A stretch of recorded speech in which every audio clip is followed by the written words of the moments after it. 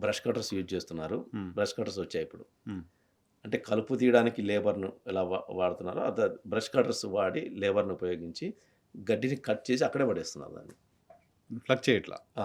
తీయట్లా. హ్మ్. భూమిలోంచి తీయట్లా. ఆ!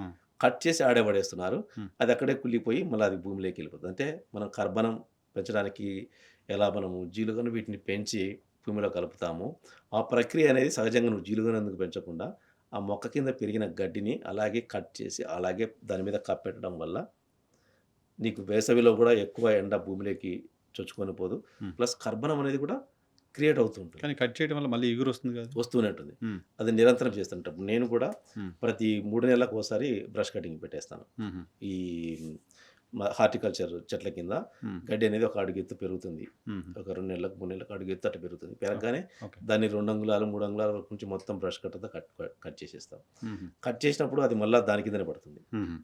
అంటే మనం ఇచ్చిన ఎరువులు అయన్నీ గడ్డి తీసేసుకుంటుంది. హ్మ్. ఆ గడ్డిని తీసిపోయి బయటేయడం వల్ల పోషకాలన్నీ బయటికెళ్ళిపోతాయి. హ్మ్.